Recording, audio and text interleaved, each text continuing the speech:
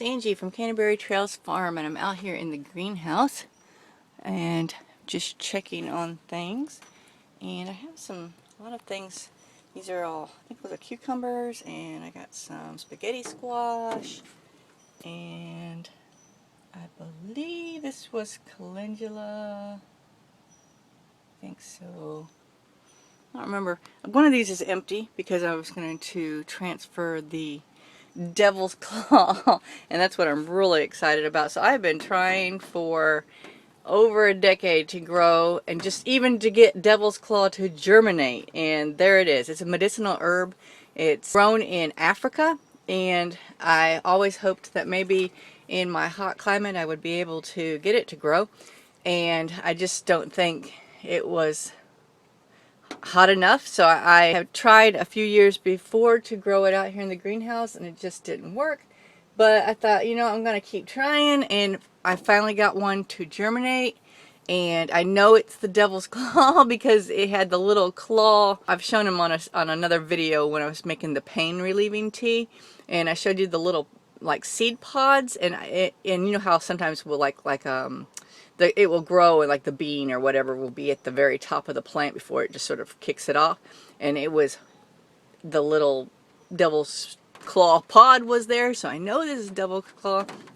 So I'm going to be repotting it soon, not today because it's cold and stormy out, and it's a really freak cold spell we're having here in Texas. It's like we're never gonna get hot again. I mean, after the whole winter storm and all that. So I'm really done with this cold business. I am not a cold person. I like it hot. So I even had to come in and close the vent on my greenhouse because it was so cold that I didn't want things in here to be affected.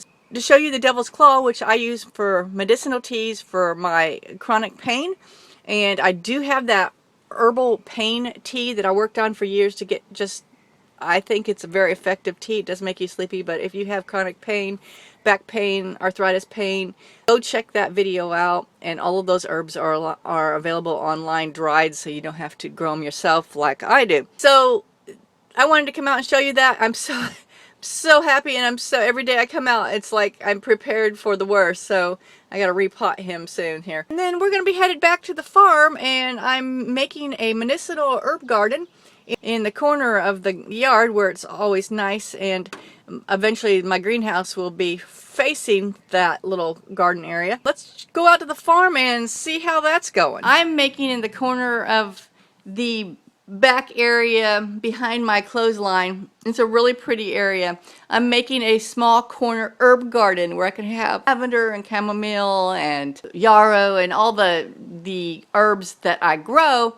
And it's just going to be a small garden. I also want to put like a cement bench, a little prayer garden and an herb garden where it's just a peaceful little spot to sit. So I have this picket fence, 6 sections like this big. I think they're 92 inches long. Sort of has like a up and down kind of thing. It's like a resin vinyl kind of picket fence. I just thought that would hold up better than wood because we have a lot of moisture up here, and I just thought the wood would rot pretty fast, and I was looking for something that would last longer and was low maintenance. And get done erecting it all, I'm going to buy an extra kit just to keep in the barn for throughout the years if I have to replace slats. Because you know how things do, they just stop selling things eventually. So if I have an extra one, I can just store it, and then if something happens to the slat, I can replace it as I need it. So the kids are out since some big storms marked great big branches down, so they're out there doing that. Chris unloaded all the boards and tiling that we're doing for the wood stove. So I'm out here with the picket fence, and I'm going to be putting the picket fence together. I got 2 sections done there. We hauled out 1 to the area already. 3 that's done, and I've got the 4th one. I got 2 more in the box. It's mostly snaps in and locks. All right, this has been a day. So, the little zippity fence thing, although I like how it looks, it was not as easy as they said it was going to be. And of course I've decided to make my garden next to these 3 huge pine trees, so everywhere we moved the fence there were roots. You can see we had to sort of bend it around. Anyway, we're running out of time. As you can see, the cows are coming home.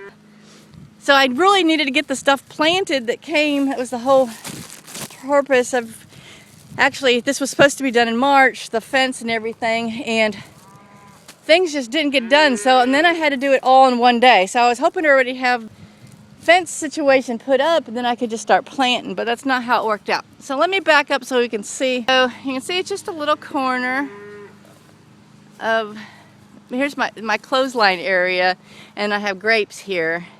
And we have a well there. We're going to be putting a hand pump on that one soon. I've got a rose bush here, and I usually grow like pepper. I gotta weed this. I usually grow peppers, some crookneck squash right here. Not a big garden. It's, let me see if I can back up. So there's it's just a little corner, and it's gonna have like an arbor right here and a gate and climbing roses. So I've planted these are climbing roses to take over that fence. There are tree roots all along here. You can see the holes I kept digging, trying. So I finally gave up. So I'm gonna have to put raised beds over here and plant more like lavender and stuff. So I've got roses there, roses there. This is gonna be where the lavender goes and the chamomile and whatever else, the medicinal stuff. I had pussy willows. I just had to stick them somewhere, and I have some tires I was gonna bring over here, and I'm just too tired, so I put them in there. I'll have to move them next time or something.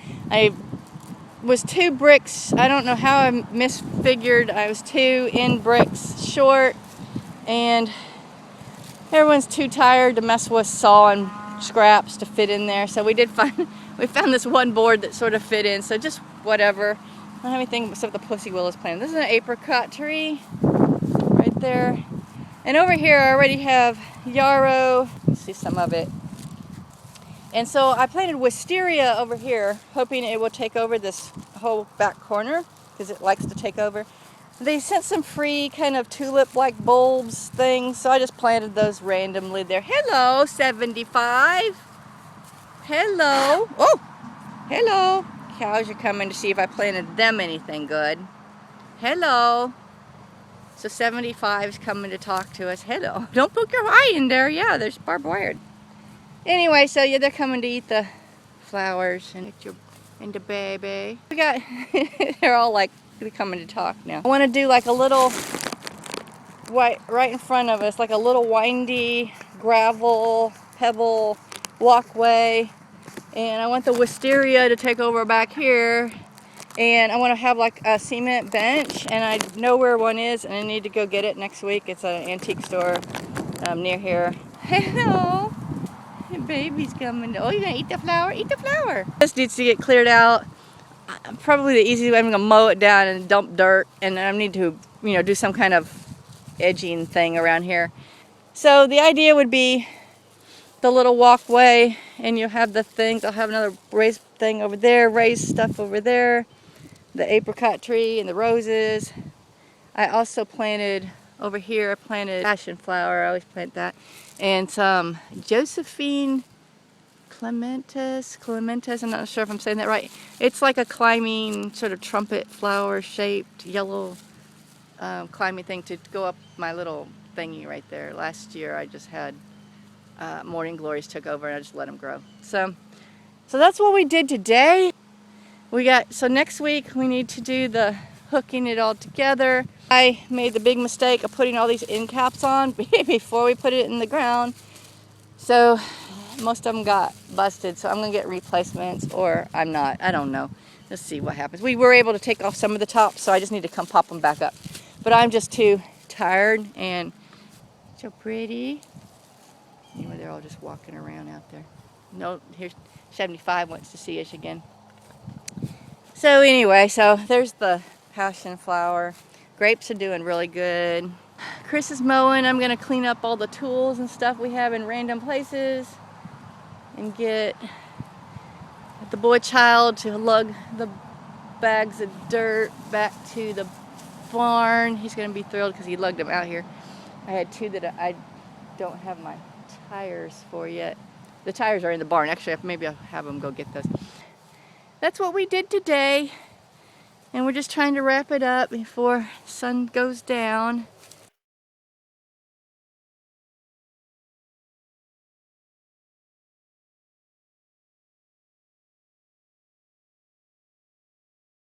What we did today, 75 is so interested in being on this video.